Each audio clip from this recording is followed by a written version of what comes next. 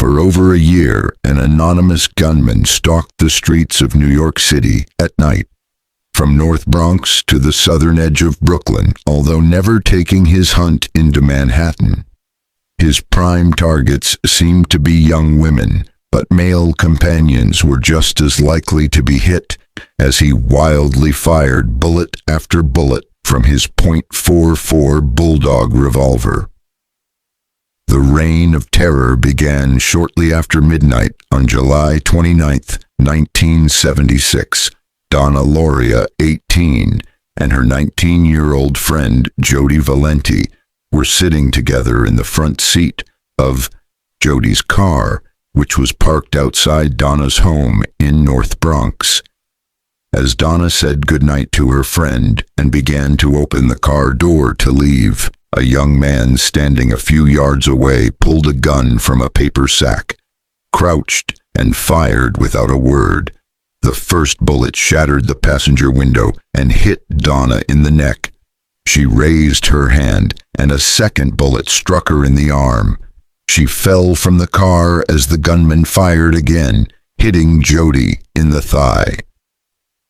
Hearing the shots and Jody's screams, Donna's father rushed from the house to find his daughter lying near death in a spreading pool of blood. Jody was hanging half out of the car, crying, "We've been shot!" By the time the emergency services reached the scene, Donna was dead. Jody's wound was fortunately not life-threatening, but she was hysterical and unable to give the police a coherent account for some hours. Finally, she was able to give a description of the assailant. A white male, around 30 years, clean-shaven with black curly hair. She had never seen him before, nor, she believed, had Donna. All the police could learn was that neighbors had noticed a yellow sedan parked some way behind Jody's car, and that it had raced away immediately after the shooting.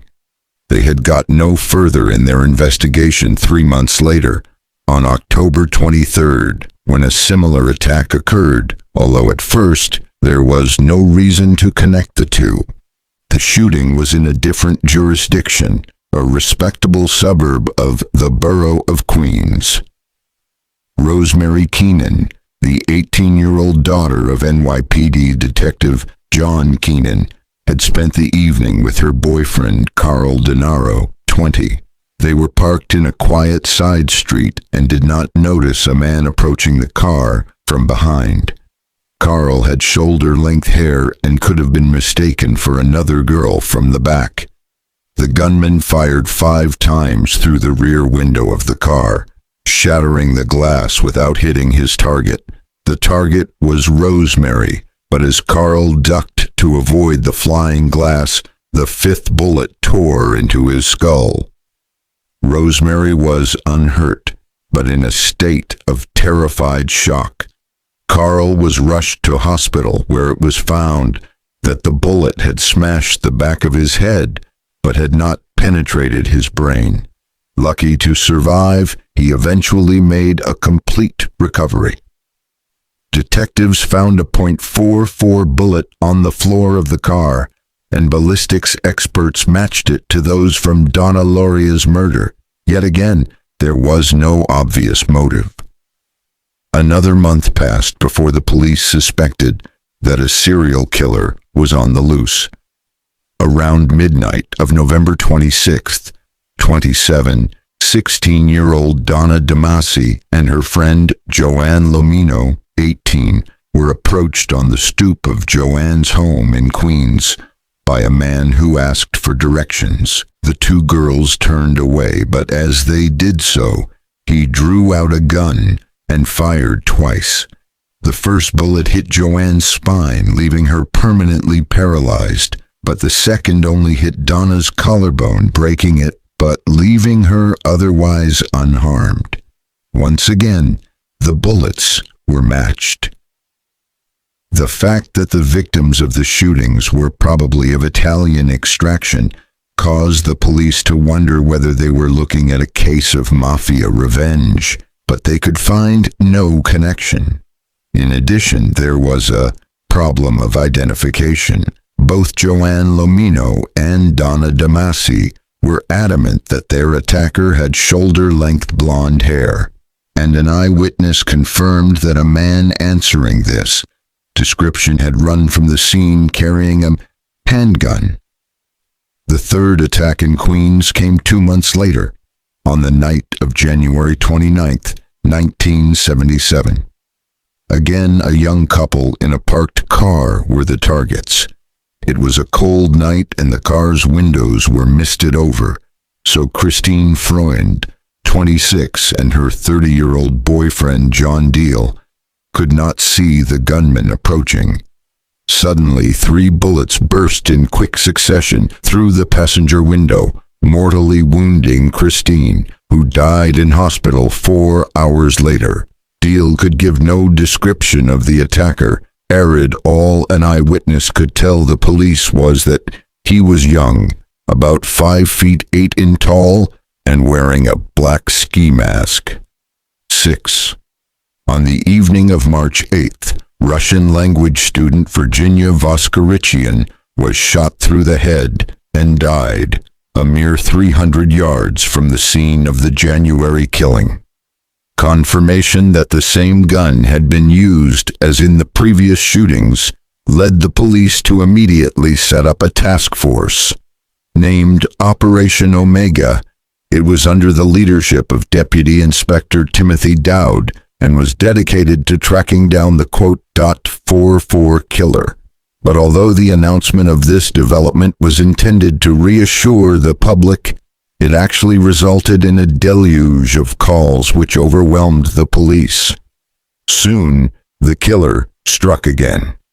In the early hours of April 17th, 18-year-old Valentina Suriani and her boyfriend, Alexander Esau, were sitting in his car in North Bronx, just a few blocks from where Donna Lauria had been murdered. Without warning, 3 shots shattered the passenger window. The first 2 shattered Valentina's skull, killing her instantly, and the third hit Alexander in the side of the head. He crawled from the car before losing consciousness, but died later in hospital. As dozens of police arrived on the scene, one officer noticed an envelope lying a few feet from the car. It was addressed to Queens Detective Captain Joseph Borelli, second in command of the Omega team, and was the first letter to identify the killer as Son of Sam. There were 4 pages, all written in block capitals. It was a rambling but coherent letter that indicated an unhinged personality. The contents of the letter were kept secret for several weeks, but one of the few outside the Omega Task Force allowed to read it was Daily News columnist Jimmy Breslin, who referred to its existence several times in his column. On May 30th, he himself received a letter signed Son of Sam. Like the first, it was long and written in block capitals. Hello from the Cutters of NYC, it began and later continued. JB, I'm just dropping you a line to let you know that I appreciate your interest in those recent and horrendous .44 killings. I also want to tell you that I read your column daily and find it quite informative, Mr. Breslin, sir.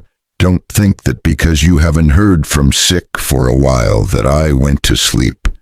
No, rather, I am still here, like a spirit roaming the night, thirsty, hungry, seldom stopping to rest, anxious to please Sam.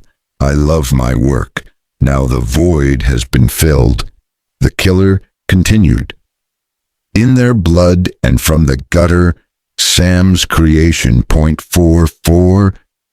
Then, referring to himself as Sam's creation .44, went on to suggest some names to help you along. The Duke of Death, the Wicked King Wicker, the 22 Disciples of Hell, John Wheaties rapist and suffocator of young girls. Finally, he promised, upon my capture to buy all the guys working on the case a new pair of shoes if I can get up the money. On the back of the envelope enclosing the letter were the words, blood and family darkness and death, absolute depravity, .44. The Daily News published this letter a week later, on June 6th. As a result, over 1 million copies of the newspaper were sold and public outrage intensified, but the police were no nearer apprehending Son of Sam. 3 weeks later, on June 26th, Judy Placido, 17, who had been celebrating her high school graduation, was sitting with a friend, Sal Lupo, in his car in a Queens side street. All of a sudden I heard echoing in the car. There wasn't any pain, just ringing in my ears. Only when she looked in the rear-view mirror and saw her face covered in blood did Judy realize she had been shot 3 times in the head, neck, and shoulder. Lupo had taken a bullet in his forearm, but managed to reach a bar and raise the alarm. Both eventually recovered, but could not give any description of their assailant. On July 31st, Son of Sam gained his last victim in South Brooklyn. As on every previous occasion, 2 people, 20-year-old Stacy Moskowitz and her boyfriend Robert Violante, were in a parked car. Robert later said he did not hear any shots. I heard like a humming sound. First, I heard glass break, then a humming. He had been shot twice in the face, effectively blinding him for life, while Stacy, shot in the head, died later in hospital. Another young couple had witnessed the attack from their car. They had seen a stock V young man with stringy fair hair fire 4 shots and then run away. The police now had 2 conflicting descriptions of the gunman. Did Son of Sam wear a wig for some of his murders, or were 2 killers using the same gun? There was another witness, Mrs. Cecilia Davis, who told a friend that she was sure she had seen the gunman, but was reluctant to go to the police because he had also seen her, and she feared for her life. Eventually, she reported to an Omega detective that she had spotted a yellow Ford Galaxy parked beside a fire hydrant. A young man had torn a parking ticket from the windscreen and driven off. He was, she said, a white male in his early 20s with dark, curly hair. It was not until August 9th that the parking ticket was traced. It had been issued to David Berkowitz, 35 Pine Street, Yonkers. Following up this information as purely routine, a detective spoke to a dispatcher at Yonkers headquarters. Her name was Wheat Carr, and she exclaimed, "Oh my God, he's a psycho." Berkowitz was a neighbor of her father, Sam Carr, and over the past months the family had suspected him of sending them anonymous letters starting a fire at their home, as well as shooting and wounding their dog. The following morning, 2 detectives went to Pine Street, where a yellow Ford Galaxy was parked.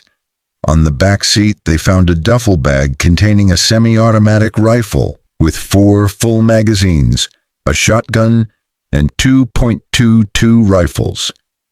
In the glove compartment was an envelope addressed to Inspector Dowd. A squad of detectives waited outside the apartment for some hours until a pudgy, dark-haired white male left the building carrying something in a paper sack. As he got into the car, he was surrounded and asked, "Are you Mr. Berkowitz?" He turned around, smiled, and said, "No, I'm the Son of Sam." The paper sack contained a .44 bulldog. Berkowitz, a 24-year-old postal worker, cheerfully confessed, providing precise details to all the Son of Sam shootings. He was, he said, acting on the orders of his neighbor Sam Carr, but the orders were received through Carr's black Labrador dog. Despite his bizarre claims, several leading psychiatrists were unanimous that Berkowitz was not insane. He was arraigned on August 23, 1977, with a plea of guilty to 6 counts of murder and 8 of attempted murder. Because of the plea, he was not committed to trial but sentenced immediately to 365 years in prison without any hope of parole.